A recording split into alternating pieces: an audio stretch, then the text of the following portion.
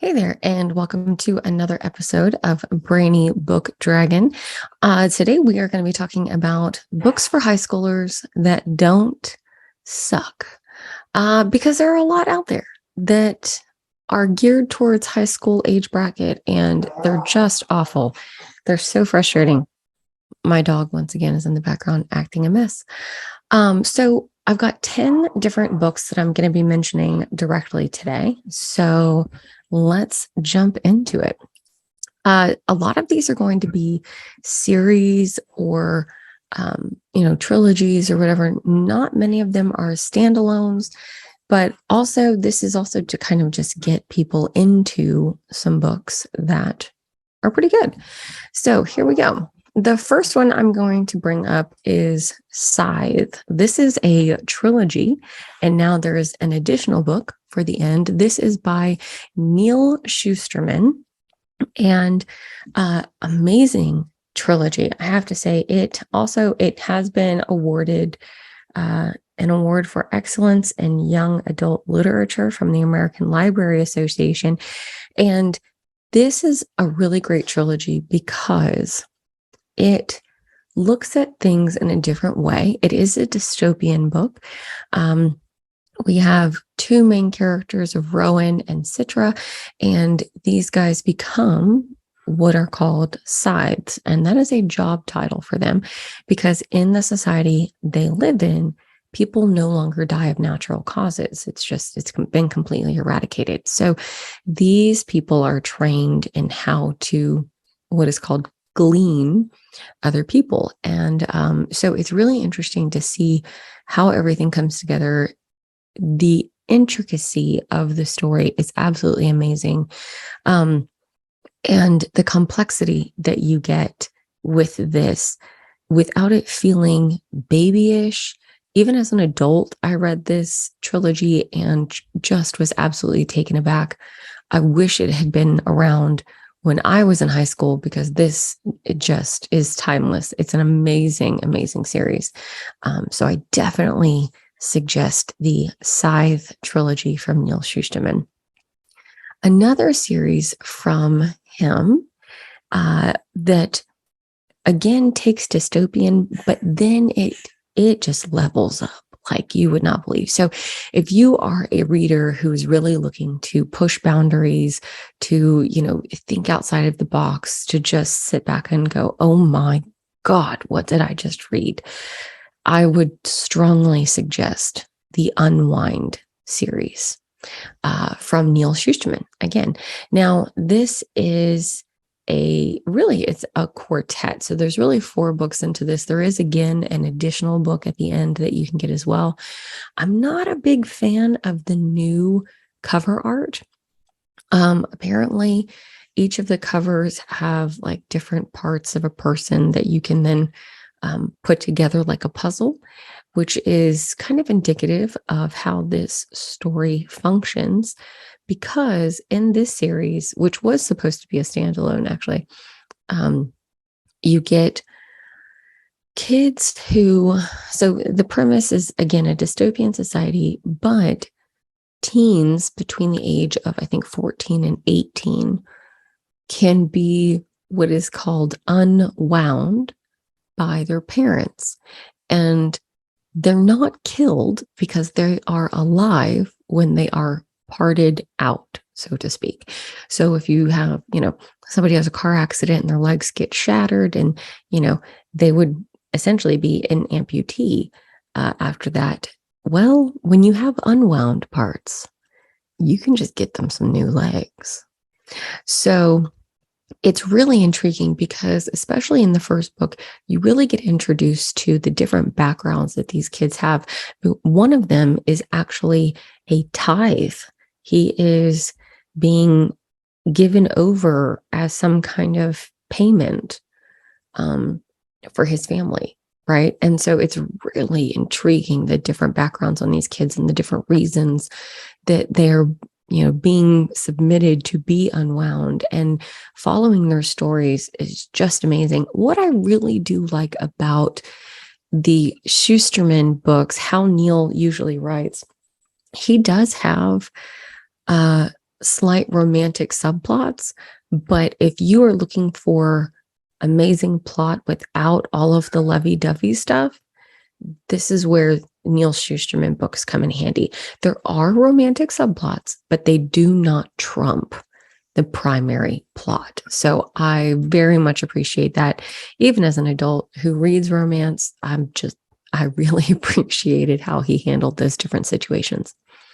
Now, if you are someone who does want romance as part of that plot, if you are looking for, something a little lovey-dovey, let's hit up a classic, The Princess Bride by William Goldman, right? This is a classic tale. It is a classic for a reason.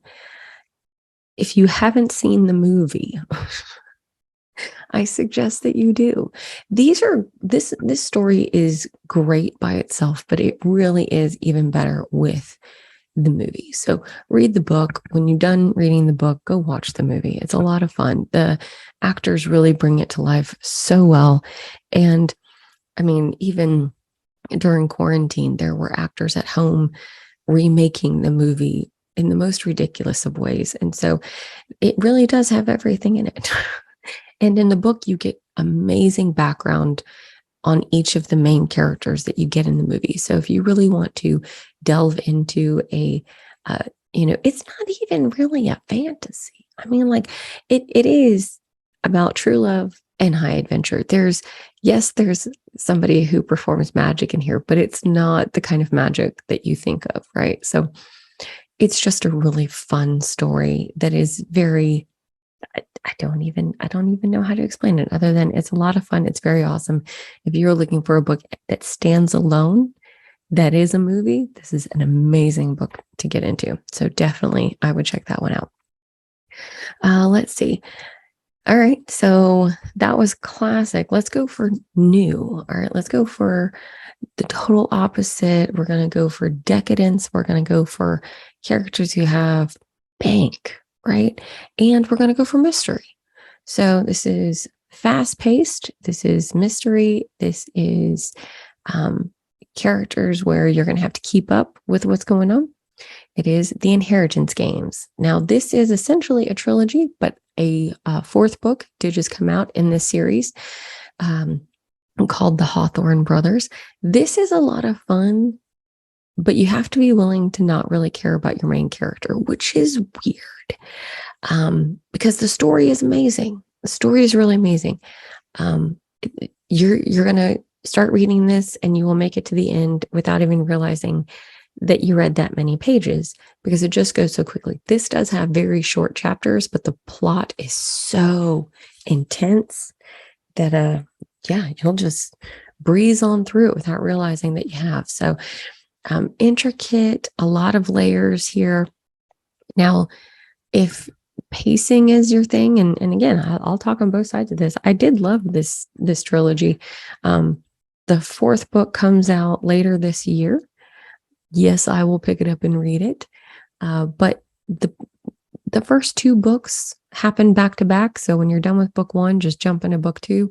And then book three doesn't take place for another 9-10 months. So it's going to be weird. You're going to get a little whiplash from that. But it is a really great set of books. There is a romantic subplot on this. It sometimes feels like it kind of starts to take over, but then you get thrown back into the primary plot again. So it doesn't fully take over. And you do get a little bit of a love triangle kind of situation. So it's a lot of fun though. Check that one out, definitely. Let's go. All right. If you do want a romantic subplot to kind of take over and you like that and you like futuristic and you like superheroes and you want to read something chunky, Renegades by Marissa Mayer. Now, she also wrote the Cinder series. So again, a lot of these are just to read different authors, try different things out. These are all stepping stones. These are all gateway books. So gateway books to try out. So Renegades was not my favorite book just because it was filled with a lot of fluff and there is a romantic subplot that takes over that you can totally see coming. It was also supposed to be a standalone, ended up being turned into a trilogy.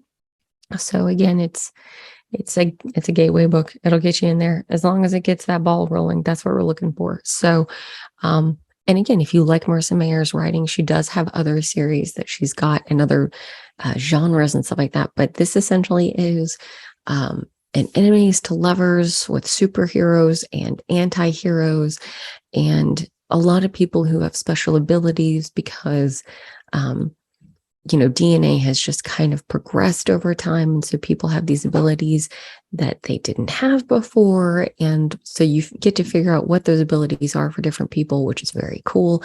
And then you have like the heroes and the villains and somebody who tries to pretend to be a hero to like infiltrate and everything. So there's a lot of layers to this story as well.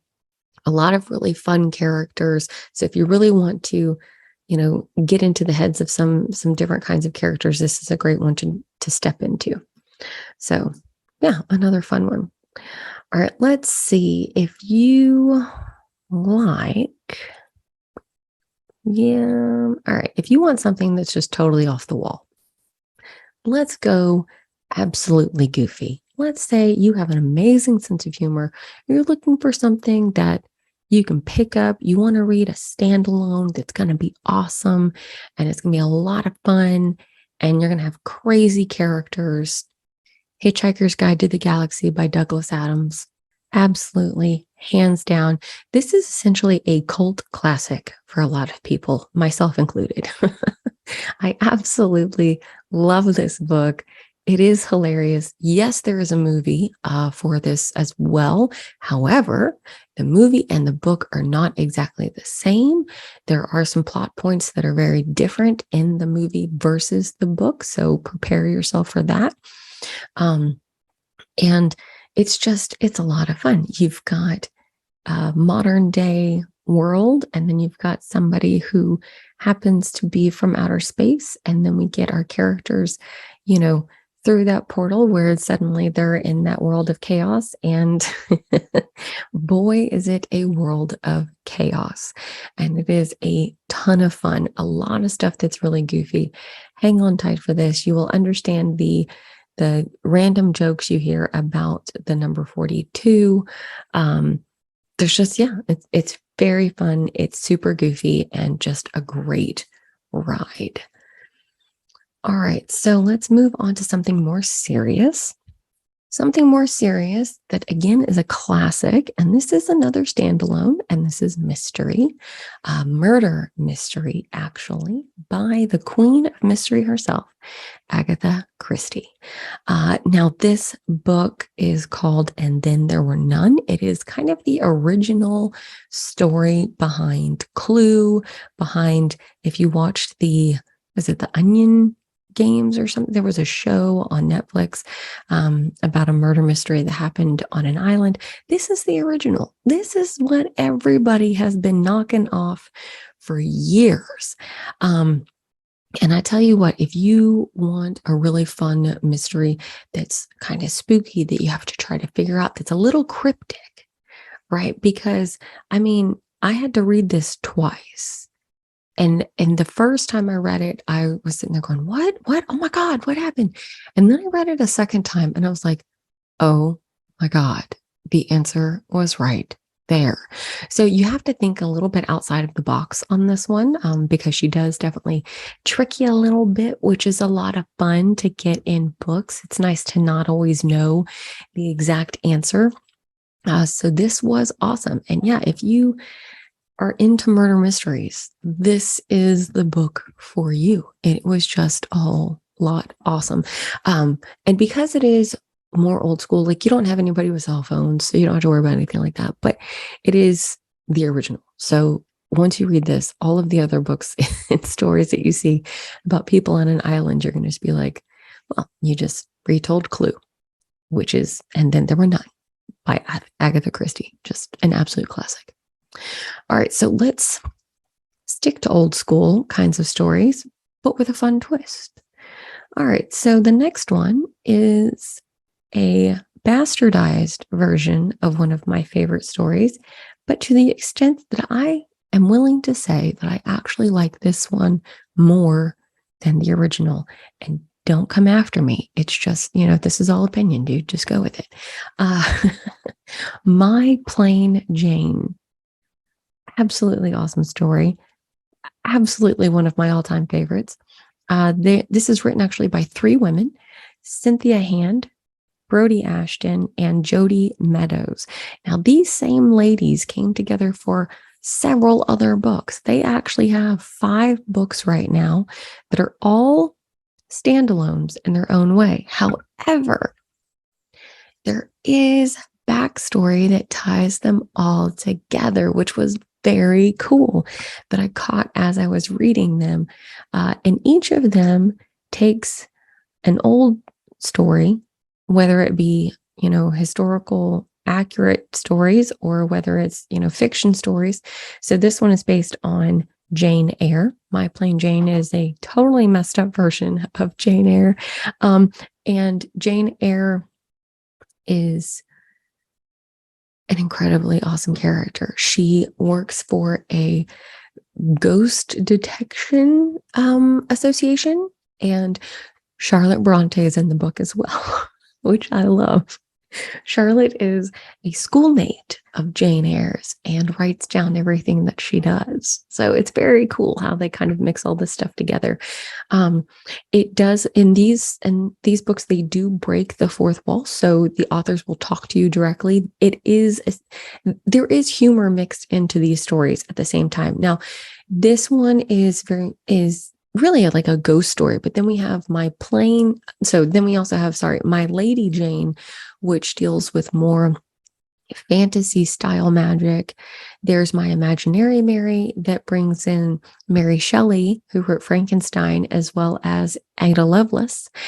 We have My Calamity Jane, which is actually a Western, and then My Contrary Mary, which is about Mary, Queen of Scots.